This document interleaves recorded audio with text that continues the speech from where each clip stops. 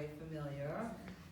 Gina Gibney and Gilbert T. II are part of the big network here in New York City about Gibney dance.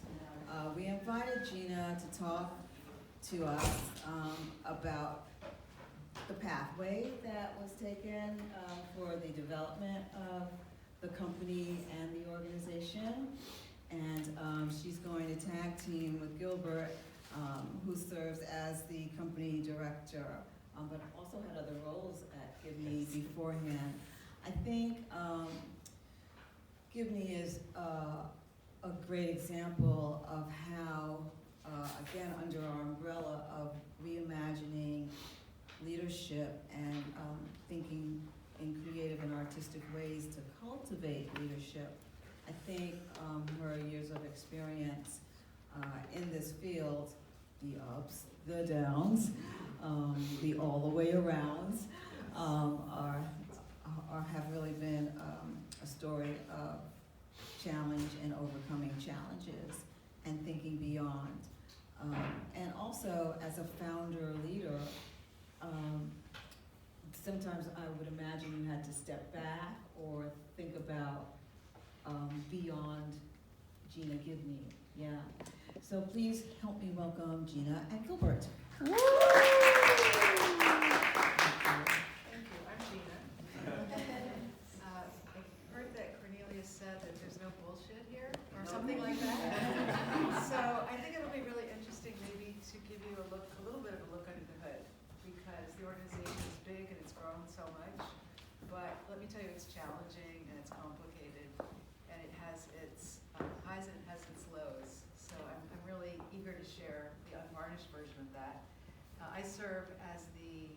I'm really the founder more than any of the other titles, so I'll just say that I founded the organization in 1991, and I've tended it for the subsequent 30 plus years. My name is Gilbert T. II. I'm Gibney Company Director. I originally came to Gibney in 2020 in the pandemic as a Curatorial Director of Education, which basically meant that I revamped an open studio network for an online platform, but coming in with working through a lens of diversity, trying to understand how to make the community within the classroom space more diverse, and doing that by making the front of the room more diverse. And so that was my focus and how I met Gibney. And then 8 months later, asked to move to New York. I was in Seattle at that time. Asked to move to New York to do that job.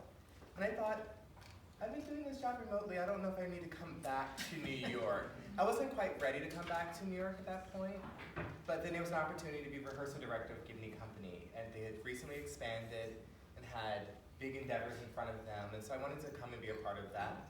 So I came as a Curatorial Director of Education and the rehearsal director of Gibney. And now I'm the director of Gibney Company as of January 2022. Yay. So we have a loose structure, and we also really hope that people will just interrupt us, because I know you've been doing a lot of listening, and we want to make sure that whatever we say is relevant to you, so just interrupt. Our rough structure is I'm going to basically talk about the history of the organization in very kind of big picture terms up to the point of this expansion, and Gilbert is going to sort of talk about his path, and then maybe we'll pause there for questions, and then we're really going to talk about what the expansion meant and what an opportunity and responsibility it's been, and the highs and lows, and the vision. And that's kind of where we also want to make sure that we talk a little bit about our values and the things that have been kind of underpinning the whole thing. Just with the sort of realization, though, that we are in a field that's incredibly aspirational, but also faces brutal realities every single day. And so we don't always, we don't always fulfill our own values or our own aspirations on a daily basis, and just the challenge of navigating that. But, I think the thing that I like for people to understand about Gibney is that it seems like a big institution now with these 3 fields of action, center, that people know us for our studio spaces, 23 spaces. People know us for our community action work. We're this year celebrating our 25th anniversary of working in intimate partner violence shelters, which, sometimes without funding, very active program that hires community actionists from throughout the community also have a program called Hands for Holding, that is youth awareness of healthy relationship and anti-violence.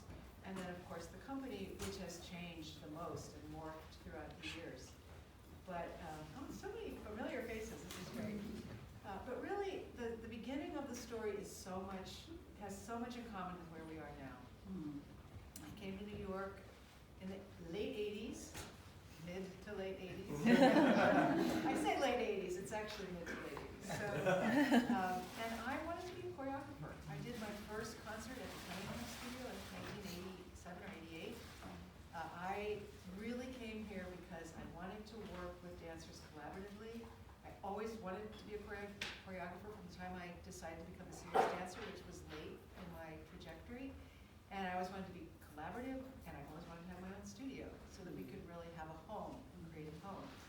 And so I started to do that in New York, and eventually found myself basically running a rental studio at 890 Broadway, which was an incredible opportunity for somebody who had barely been in New York for a few years. But that was really special because it wasn't just a dance company studio. It was a studio that was really accessible and available to the entire field. We had 10 o'clock and 12 o'clock ballet classes from the time that studio opened in 1991 through today, with the exception of during the pandemic. An unbroken chain of 10 and 12 o'clock ballet classes. The community, we did some programming, very modest programming. We rented the spaces out when we weren't rehearsing. We snuck in on Sunday when the space was closed. We really tried to create a center for the dance community. This is all very, very early history.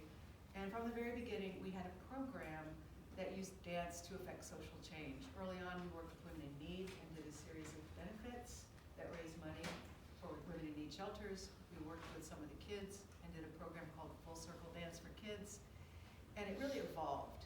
And so really, those three things, a company, a center, and a kind of interest in reaching outside the walls of that studio to affect change, or to just what we said then, to bring the possibility of movement and creativity where it would not otherwise exist. Now we say making space for dance. But those things were always in operation from the very, very beginning. And interestingly, I think that we are the organization that we are today, kind of with a sense of clarity of vision and not having to sort of ask ourselves a lot of questions about what should we do. We kind of know what to do because everything about our organization sprung from the context of a single dance company. So now you think about, there are these different fields of action, but it was a dance company that was in residence in a center that imbued a certain value system in that center about how we wanted to work with other people, what kinds of classes we wanted to have, how we wanted people to feel when they came into those rooms, what we wanted to take them away, what did we want them to take away from that. And then within the community work from the very beginning was never separate from the creative processes of the company. The community work was always built on those creative processes, not only built on the processes, but actually innovated and developed by the dancers. That's very interesting that you, I'll just pause for a minute, that's very interesting that you say that that was part of the origin story of the company, because sometimes you don't see that very often, but can you give an example of one of the early things that was community-based? We had this program called Full Circle Dance for Kids, and at that time, there was now, of course, but at that time there was a growing problem of homelessness. Mm-hmm. And we had a really strong relationship with Women in Need in the sense that we had done programming together and fundraising. But we did this program in which the dance company did this incredibly fun version of the Wild Things. They had bright costumes with like hoodies and sweatpants that had fun felt things on them, and they had wood sets that were creating a jungle. Mm-hmm. And it was a really fun kids piece that we took all over the city. And we did it in partnership with United Houses in New York, with Salvation Army, with Fresh Air Fund, mm-hmm. with a lot of the community centers. So we did this incredible partnership where there was never an exchange of money, but the dancers basically worked. They toured the entire city doing this Wild Things program. They built up to it with a series of workshops, mm-hmm. and it created this really incredible arts education program in shelters or community centers gave the dancers not only more employment, but more of a sense of satisfaction. Mhm. So I really believe that one of the biggest problems in our field, of course, is money, but it's also just the lack of satisfying opportunities to actually do what you're capable of doing, to use your skills. So Yeah. that was a really early program. Yeah, thank you, that makes sense. Yeah. 1999, I'm just going to quickly take through history now. We were a little tiny company. I liked working with 5 dancers, maybe 6. We did annual seasons at St. Mark's, Dance Space Project, Bushnikoff Art. We did a couple things at Joyce. Just a little company though, small, and that's what I liked. I really liked creating duets and intimate pieces where the dancers seemed to be in conversation with each other, and where literally you could get to know every single dancer on stage and really appreciate their unique identity. So we puttered along at that scale. We had a budget that was under $500,000 for something like 20 years, struggling. You know, one year we get one grant, the next year we lose it. One year we got a lot of funding for community action, the next year maybe the company got funding. So we were always just putting it together. Mm. Long story short, we literally almost went out of business in 2010 because of the economic downturn and the long-term impact. And that started our whole real estate story, which is, you know, if I can say it in one sentence, it's, you know, we went from 1 studio to 3 to 6 to 9 to 12 to 23 in the course from 2010 to 2014. Our budget expanded by more than 10 times. Suddenly we were running not only the entire 5th floor at 890 Broadway, but we were also running even more space than Dance to Amsterdam had downtown. You know, 23 studio spaces, figuring out how to operate them, figuring out how to have an education program, and the question was sort of what to do with the company. And there was this really powerful transitional period in which someone in this room and his colleague Amy Miller, Nigel Campbell, stepped in and really helped with the transition of going from a single choreographer dance company to being a repertory company. And Amy and Nigel infused a sense of respect for what I had built, but also this kind of sense of risk and possibility. And that really laid the groundwork for what we're going to talk about, which was the expansion of the company. But I want to just circle back and say, this whole sense of these 3 things, they're not separate. Our organization really works together. You know, the company is in residence at the center. The center dancers often are community actionists in our community work. Community action does a lot of its work in the center. And it all really, it really works together, I think, because of this kind of genesis, this embryonic way that it all was founded. For our out-of-towners, if you don't know, you can Google gibneydance.org to see the big picture of this organization, and the classes they offer, and some of the community work that they do, and of course the company. Yeah. I let you continue.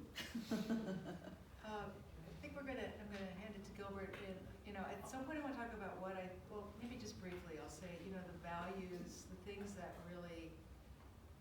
The important thing was, as we grew, the value system and the culture that we had in that one studio needed to be replicated. We didn't want to just get big. We wanted to replicate the sense of care, the sense of collaboration, the sense of rigor, but also community. You know, we didn't want to be just an organization that was thought of as like, but that's where people hang out. We wanted to be purposeful. We wanted work to get done. We believed in this sort of sense of upward spiral of creating this momentum of let's just do a little better every day, and then maybe we can stop some of the downward tug that we've all felt at different points from the dance field. So a lot of values went into it, a lot of idealism, and a lot of harsh reality. Gina, you had to have a lot of money to do that, or beg, borrow, and almost steal to renovate your spaces, and you know. So how did that happen? You know, honestly, how did that happen? People here, I mean, it's always the issue, the money. Yeah, so you remember I ran this little tiny organization and I did everything. Yeah. I didn't have a single full-time employee until 2010. So that's 20 years of, if there was a grant that was due on Saturday, guess, it was due on Monday, guess who was gonna be working on the grant over the weekend? So I learned how to do all of those things. It's like, you know, a small entrepreneur will learn how to do all things. And I really believe that entrepreneurship is caring about something. I don't believe in all the myths of entrepreneurship. What I really believe, because I think that excludes people. It's like, oh, I'm not that way, I can't be an entrepreneur. I didn't have a lot of stuff behind us. We really didn't. I think there's a sense that the city did all this stuff for us. No. Let's do the BS thing. That did not happen. That is not true. There's a lot of muscle that went into this. And also, again, my definition of entrepreneurship is that you care about, I keep looking at Nigel, you care about something so much that you figure out how to make it happen, and you're not going to fail. Like, I don't believe that entrepreneurship is failure. If I was ever going to fail, I would have failed in the last couple of years, because this has been the hardest stretch of time in our history. I can't fail. It's not an option. I mean, I don't mean that to sound arrogant either. I mean that to say, I don't have another thing to do. Like, I don't have a plan B. I'm not going to do this all again. And so I have to figure out how to make it work. And I think, you know, the grant writing, understanding budgets is so important. You understand one budget, then you understand a 2-column budget, a 3-column budget. But I think the big tipping point, there were really 2 tipping points, and one was once we started to get those spaces and people really saw the visibility of what we were doing, then it became much easier for us to get major grants. And it's in a way easier to get money when you're larger. Right. And then the other tipping point was with the company expansion, which we're going to talk about. Great. Guess it's my turn to talk. I can just give you a little bit of background on who I am and where I come from. I'm originally from Baltimore, Maryland, where I grew up inside of an inner city training program called Twigs, which is together working and gaining skills. And basically, I started that program when I was 10 years old, and that program is a free training program in everything art at the Baltimore School of the Arts for an inner city school student. I went through that program for 3 years where I really watched very high caliber teachers nurture children from underfunded communities in ways that made me understand that I had the possibility to do anything I wanted to do. And so through that, I stayed in that school until I was 17. And through that time, they really helped me map out my path. And I appreciated how involved they were in helping me understand the routes to take to get where I wanted to go. I had black and white teachers, mostly white teachers, but the first program they sent me to was Dance Theater Harlem. And that was strategic so that I could know, by being in a space with that many black people, that I could also achieve that. That summer is actually probably what set me on fire. And it created this engine inside of me to learn as much as I can, be in as many environments as I can, take on as many qualities that I can, so that I can be whatever we think successful is. I did that, and then after graduating from School for the Arts, I went to Purchase. Which was also a wonderful experience for me. I was a very concentrated, focused being, and being in a school that separated itself from a lot of things helped me stay on this very clear track of, rigor, but also curiosity. It's a weird school, so I feel like it's a strange place. And so I feel like even though we had rigor in that conservatory, the way the school is shaped, there's so many walks of life to come in contact with there. My closest friends were pre-med at a liberal arts school, and so I really felt like I was able to commune with a lot of different people, which helped my worldly perspective on what this career could be. Once I graduated, I danced with Sidra Bell and Kyle and a few choreographers here, but I moved to Vancouver, British Columbia quite soon. 2 months after graduation, I moved to Canada. And I had worked in Canada and Toronto while I was in school, but to move to the west coast of Canada, after not even being on the west coast of the United States, was a huge move. And a bit of a culture shock, but one that excited me. It excited me to have to let go of any guard I understood about being a dancer in America, a dancer in New York, and had to understand what it meant to be a professional dancer in a contemporary ballet company with dancers who had been there for many, many years. I stayed in that company, thought I would be there for a year or two to help the director shift the focus. The company was a neoclassical company. Emily Monar wanted to make it a contemporary ballet company, and so I went there with her for that. Thought I would be there for 2 years, I was there for 10. Through my time there, what really helped shape how I lead and how I am in the field is a deep sense of togetherness through the work that we do. Every day, literally every day, that's how she was. It was discussion of why we were showing up, and it was always the work in the center of the room. And that really took our egos out of it and made us come to the work as human beings that were problem solving, which is what this field is. It's constantly problem solving in real time. And so through that, I really started to awaken this understanding of, I'm dancing, but what do I want to do with this information that I'm getting as a dancer? I wanted to cultivate spaces that had rigor, care, and humanity at the forefront of all of it.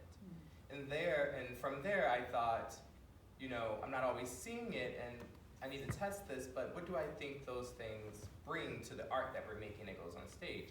A deeper sense of humanity is showing through all the work that we do, no matter how abstract that work is. And so that's been my path to where I am now. When I guess in 2019, I left the company. I sort of had, you know, as every dancer had, that trauma period of needing to heal. And so I did that in Seattle, where I went into teaching, and I went into teaching from the age of 5 till 45. And it was really a beautiful experience to be able to instill values that I believe in a 5-year-old, but also to be in space with people who held those same values and held me accountable to continuing to connect to those values. In 2020, I was supposed to go to Chicago to be the rehearsal director of Hubbard Street's training program. And I would say 3 weeks before I was supposed to fly out, the shutdown happened. And at that time, Alexandra Wells, who was a mentor of mine, was the director of that program. So she calls me and she says, well, clearly you're not coming.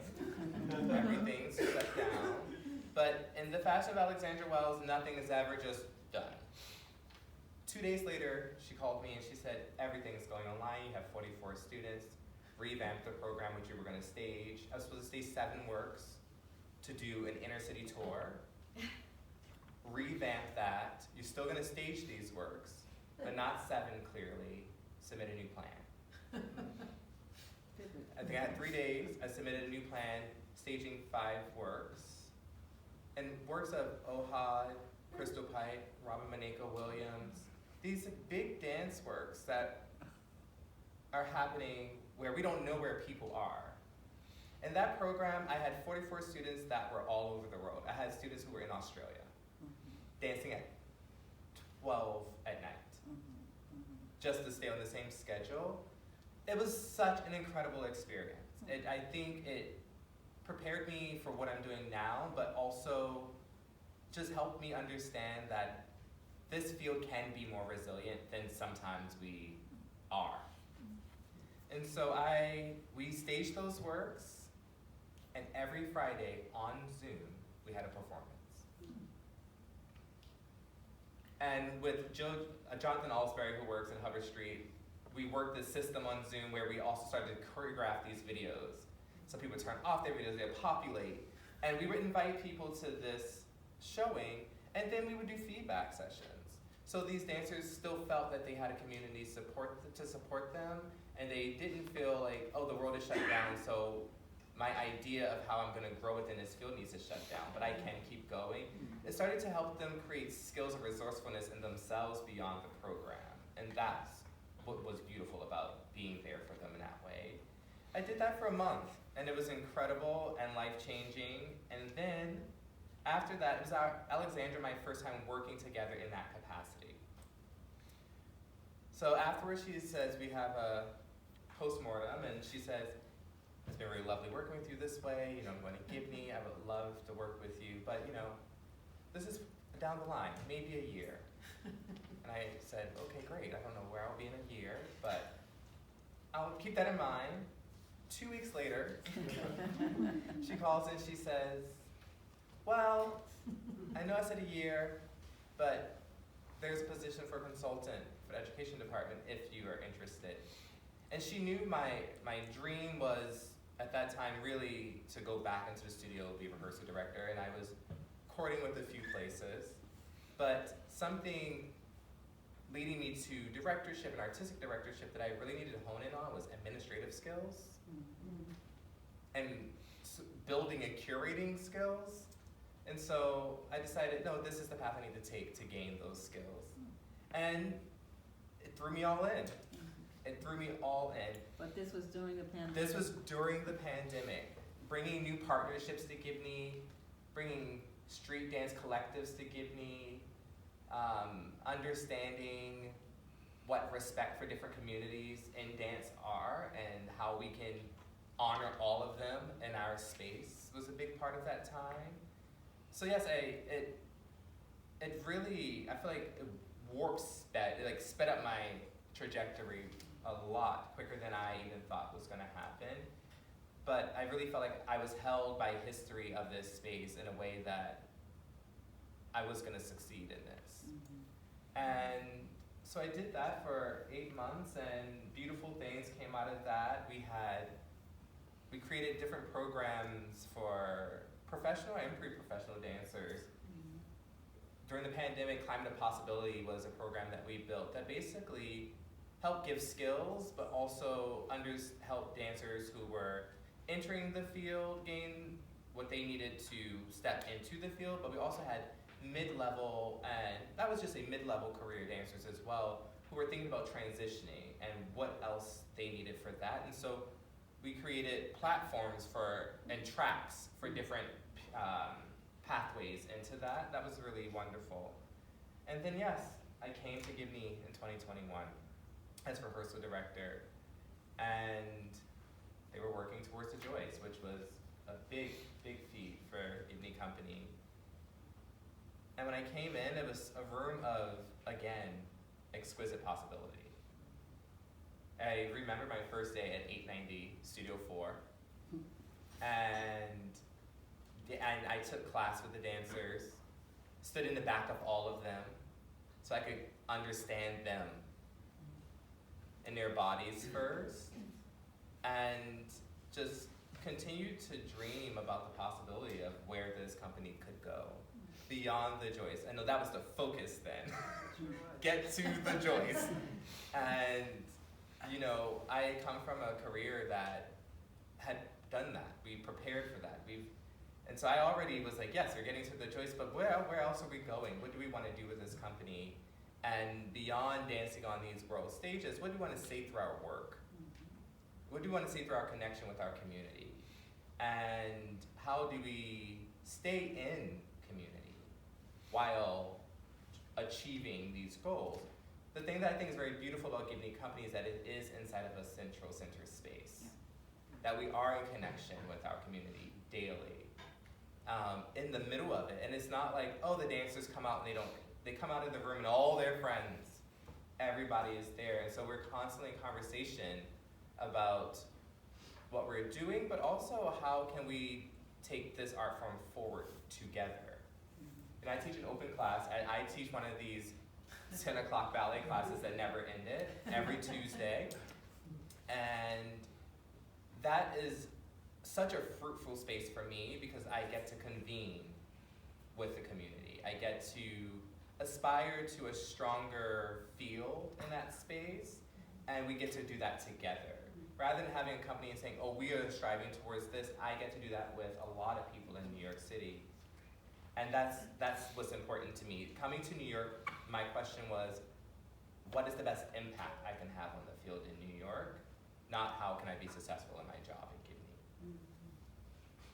That's great, Gilbert. You know, I just want to say one of the things that I believe so deeply is when you work with people in an organization like Gibney that has different aspects, one of the greatest pleasures is working with people that really believe so much in what they're doing. But what I really believe in as a leader is really bringing together people that are basically doing their own work.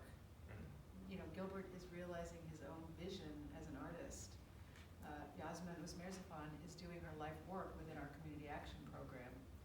And I think that is the most powerful thing that an organization can do, is to gather together people who are actually doing their own work. It's not like, well, I work at Gibney, so I'm doing my Gibney thing now. But they're actually, I'm realizing my own vision right now.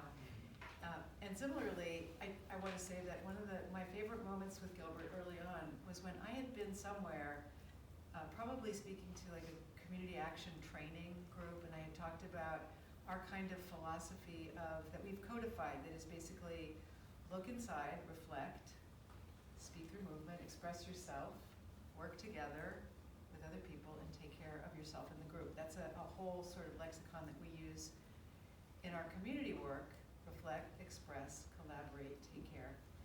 And we have a lot, I could talk about that for 2 hours, I won't. But it's really important to us because it's the underpinning not only of how I worked in the studio how we worked in the studio, but also how all of our community work has had its impact.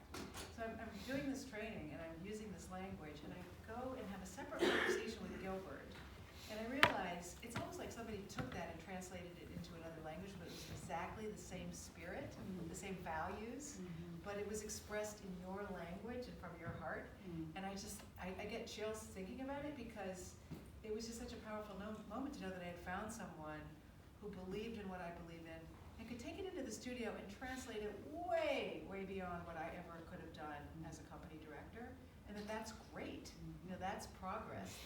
That's who we are.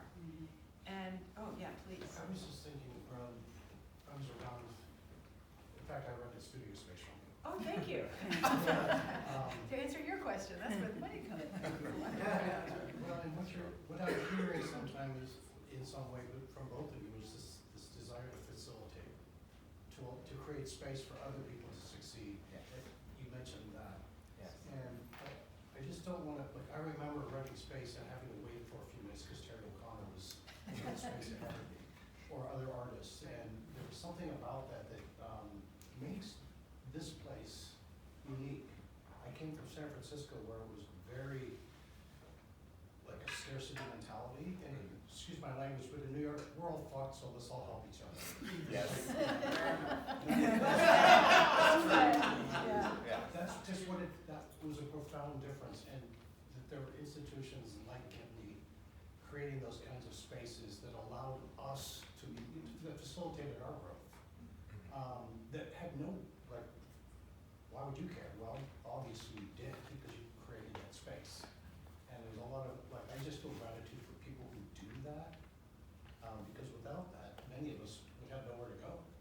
Well, thank you for that. And what I see from my seat is how extraordinary it is that all of these different people come together without self-consciousness or without instructions, finaled on the wall about how you're supposed to act or how you're supposed to respect each other. With every, side-by-side studios and the incredible harmony and sense of support that exists in those walls. I mean, we don't monitor that. We don't have rules. I think it's the power of the dance community and the fact that when you do give people a chance to be in proximity with each other, that's how we are. And the world could learn so much from that. I mean, I was at APAP last year. You cannot believe it was like being in Madison Square Garden in that space. People coming and going, all different kinds of showings, all conflicting aesthetics, different ages, different everything, from in town, from out of town. And everybody's just getting along and moving through the space and doing their work. And I think there's a lot to be learned from that. I am so inspired. If I get down about how hard things are, I just walk through those walls, walk through the halls. I don't walk through the walls. I did that once. It wasn't pretty. And I so love you talking honestly about entrepreneur and money, because Rebecca, my dear colleague, can tell you, I was in Alabama for 28 years, and I was full in about money, because I knew it was going to take money. You want to have diversity, it costs. I love your line that I love in everything that you do. You say, free ain't free. So if I was going to have all those African American students there, they had to be paid for. So this whole idea of diversity being free is, I just don't like being in rooms where people abstract that. And I was very all in of raising money, and it didn't matter. And I had to, of course, intersect with people in country clubs all over, because it was bigger than me. You know, most people now are so quick to say, oh, I won't do anything with those people. Well, that's easy for you to say if you're gonna like make everybody around you you're trying to help suffer. I think we have to think about that. It's easy to counsel everybody now, and I want to talk about that. It's easy to counsel everybody you disagree with, but at what cost?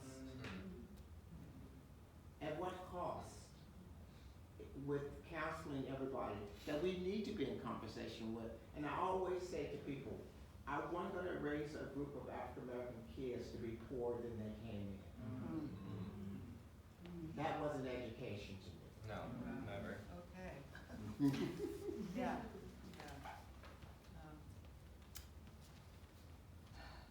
Are there any questions or comments that, or ideas that you want to bounce off of these two people? I mean, the story is really incredible, and again, like I said, we've never been to their spaces. And we partnered, the Joyce partnered with Gibney that was great. when we had companies coming as part of an engagement. We'd have a representative from the company or a dancer or artistic director lead a class during their engagement there too. We partnered for about 3 years, I think. Yeah, Yeah. 3 years. Yeah. Well, and while you're thinking of your questions, you know, going back to what you asked about money and fundraising, I really should also just emphasize just the importance of building and maintaining relationships. And I know that sounds so obvious, but in so many ways over the last few years, because of the aftermath of the pandemic and the impact it had on our earned revenue from rentals and classes, and also the dramatic shifts that have happened in the philanthropic community, we've really completely rebuilt ourselves as fundraisers. And that has been through a just like microscopic focus on individual relationships and building those and sustaining those and maintaining them and welcoming people in. And it's also, you know, it's enjoyable because that's the community, but it's just so important to, you know, I always tell young people, like, the tools that you need, first you need really great content, then you basically need Excel, because you need a budget and you need a database. So don't laugh, kids, I say, you know, take your address book and put it in Excel, and that's the beginning of your database, and never let anybody go. You know, keep tracking them and drawing them towards you. It's just so much, I think, you know, so many people in the dance community want the same thing, and we really have to work together to make that happen. And also just being alert to who is around you. I think we're going to talk a little bit about the expansion, and 2 or 3 of the major lucky breaks that we had in our history was completely because we were being alert about who was around us. Not sort of, you know, in a creepy way, but, you know, just like, oh, that's somebody who is a friend of a friend. They introduced me. They love dance. They're just newly back in the city. You know, you learn a little bit about them. They supported NDI out there in Santa Fe, and they're coming to New York, and they want to get involved with something, and then just starting to build that relationship. And that was really the beginning of the company expansion. When a donor that I kept having lunch with, it was really nice. We had these fancy lunches. It was great. But he kept saying, what should we do together? And I'd say, how about this? He goes, no, not that. How about this? No, not that. Do you want to name a studio? No. And then he literally, this is really an unusual story, but he literally looked at me, he kind of leaned forward, said, Gina, what do you really want to do? Mhm. And this was a time in which the centers were so overshadowing the company. And I just said, I would, and this is alert, like, wow, I didn't rehearse this. I was not prepared for this.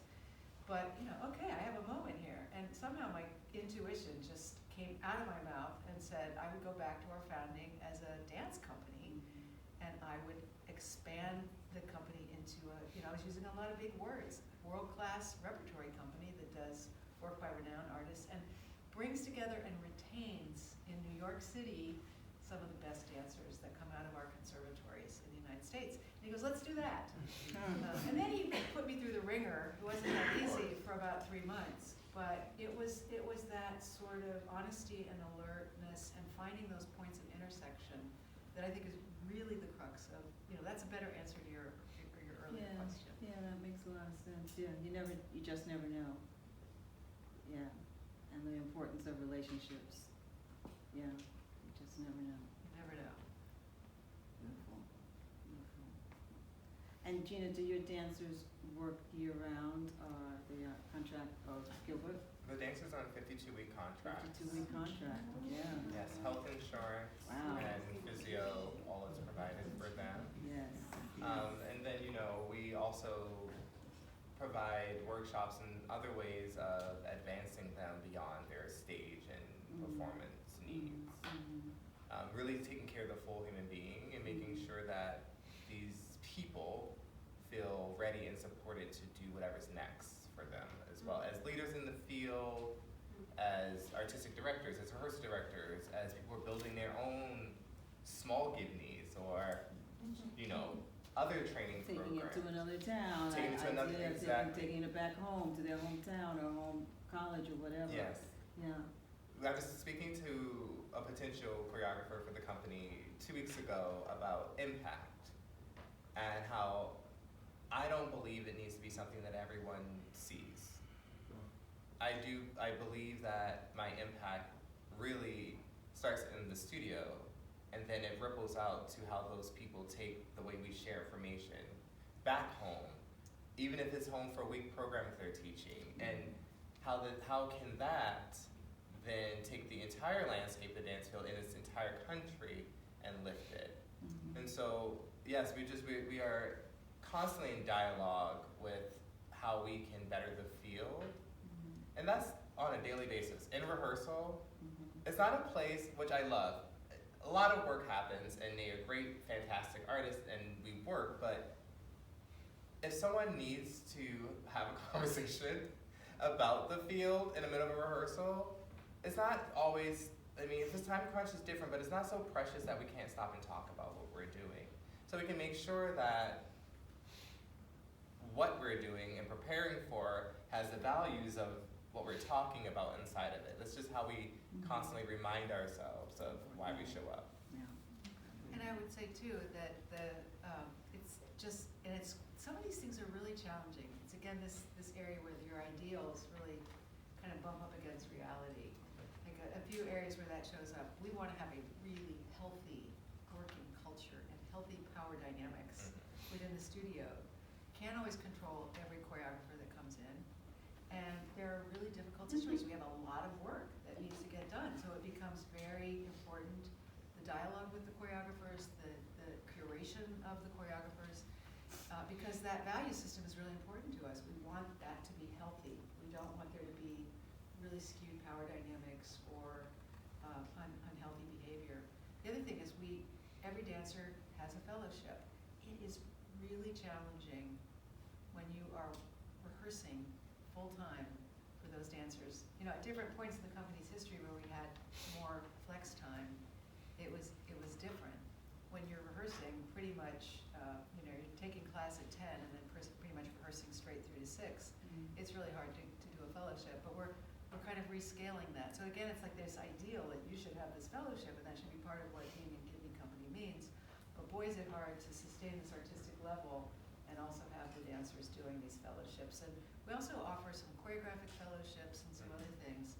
And trying to make it all work can be, and I think our dancers will be very quick to tell us when we're not living our values, which is good. We know they will be.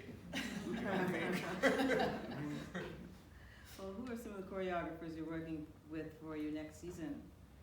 We're currently in creation right now with Lucinda Childs, who's making a new work on Gibney Company, which has been really exciting. This has been her first week, and I believe she's more than halfway done, which is shocking for her, but she seems to be quite at ease and happy in that process, which has been nice. And then we work with Peter Chu, where we will be getting out of the city to Katspan actually for a 3-week residency to create that work. And we're also bringing choreographer Roya Sof, who is an Israeli choreographer who's been making work around the world for many years, and constantly thinking about in curation how we can introduce our audiences to new folks, but also challenge our dancers, not just physically, but also theatrically. Sort of trying to hack this idea that you only get those experiences as a mature artist, or you can't do those things. So this work is a duet. Was an hour. I asked for him to revamp to make it 15 minutes. You said it was an But that's because an hour. it's just an hour-long duet Oh my God. called Figure Number 16, and going back and forth. Oh, it's going to be a new version. And this morning, he said, I actually think this is a world premiere. We're coming from this idea, but you come into a space, there's new people, there's new energy, it's probably going to shift. So that's what we are working on for the Joyce this year in May. And then next season, there's ideas that are up in the air that I can speak about a little bit, but bringing Jawale Zolar into the company to do work, and working with Johan Inger's team again, this work Bliss that we acquired 2 years ago? 3 years ago? It just did so well. And something in curation that's really important that we search for is humanistic storytelling.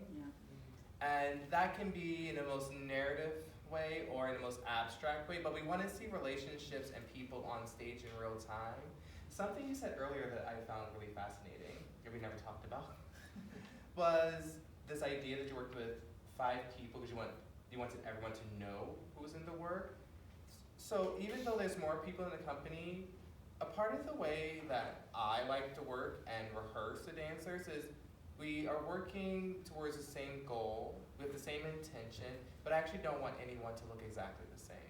So I want individuality to be within group work, which is very hard to manage, but if we continue to talk about that philosophy and how we are approaching it, it's possible. But through that, I'm learning that people are knowing the company, the individuals. It's not just a wash, which is very important to me because it's really easy to go, oh, I love that company. But you can't say why you love the individuals in the company. You can't say what qualities of these artists you're drawn to that makes up that company. And so something that's important to me is that you don't just love Gibney Company, but you actually love the human beings inside the company. So that's just... Well, and that reminds me of the thing about the organization, which is that you can have a value system, but then other people can actually express it in ways that you would have never dreamed. And, we had a similar experience with Foresight, in which we were sitting at Nyla, and we were going to do trio, and we were very happy with trio, and we had 2 casts, and all of a sudden, in the final 2 hours of the stage rehearsals, he decides that he's not going to do trio. And it just went on. We won't go into the details, but I'm sitting there thinking, my entire value system is being challenged right now, because I want to be the kind of leader, and I want to run the kind of organization that can be agile and can support artist visions and turn on a dime, and we're there for you, Bill. What do you want? We'll get it. Another set of costumes? You're kidding me. The others were so expensive. But there's the reality of the press release, the audience, the marketing, the budget. We literally had scrapped an entire set of costumes by Stephen Galloway that were not cheap, and got another whole set of costumes by Stephen Galloway that were not cheap. And it really, you want to be that expansive organization, but there's the reality again. And just really quick, and I want you to speak about this too, Gilbert. Really, our vision for this company, which came as a surprise with the organization, was not But we feel like there is such an opportunity in New York City to really retain such incredible talent that we have in New York and in the conservatories throughout the United States, and really bring together a really special, open-hearted, smart, creative, curious, talented group of dancers who will just eat up this repertory. That, you know, Gilbert will select repertory that is going to challenge them in another way, and they will grow and they will develop into artists. I saw one of our dancers, Andy McShay, work with Forsythe, and in one day of rehearsal, Bill Forsythe showed him how good he really was. I get really choked up about this because Andy was a beautiful dancer, and I saw Bill Forsythe show him just how good he really was. And that's what I mean when you bring those people together with that raw ability, and then you bring the right artists in at the right time, and you have this space that is conducive to growth and support. And then ideally, the creative artists also have this opportunity. I think Lucinda is having an opportunity that she's really relishing. And then ultimately the most important thing is that the audiences feel that and feel the people and feel the work, as Gilbert was saying. So. I don't know if I need to add on to that. That's pretty great. You know, the only thing is you say New York, and I really do think it's important for us to name that some of spaces don't really exist like this in this country. And a lot of dancers do leave. I was one of them. And I did leave because I didn't find that there was a space for me to be in. And, you know, I hope that we're building something that is sustainable, that doesn't need me or Gina, that we can build a structure that can be supported by others that want to take this forward, because it's not for us, it's for the field. And, you know, even the artists in the company, as young as some of them are, they understand that what we're building together, they don't have a job, we're building something together that they get to be proud of at the end of their career. And the reason I think that is important is because when I joined Ballet BC, it was in bankruptcy, had a new director, and there was no vision. And over a course of years, we built that together. She didn't do that on her own, we did that together. And we knew that we did that together. She made us understand what work we also had to do in order for that thing to be successful. And it was hard, but like I said, when I walked away from it, I feel proud of that work. I do appreciate all the choreographers I worked with, but my career is not based on that. It's based on what I built with a group of people that believed in something. And so that's what I feel we are trying to access at Gibney Company. One of the fun things that I personally loved was that one of our ushers, Zuri, was part of the company. She's still part of the company. Not anymore, but yeah. But I years. love the fact that she was an usher at the Joyce and would see everything, and then she became part of the company and danced on the stage at the theater and became a poster girl for the company. You know, I just loved seeing that for her. You know, a lot of people volunteer and usher at the theater, but that was really special to see the growth in her trajectory. That was really fun. I like that. Well, we've kind of come to a conclusion of time. Is there any comments or questions? We have some folks from London here, from the Trinity Levon. Raise your hands, folks. Hello. There you go. And professors and faculty from colleges and universities across the country. And I think the prior session of the challenges of navigating leadership on the university level was very educational and affirming for some folks.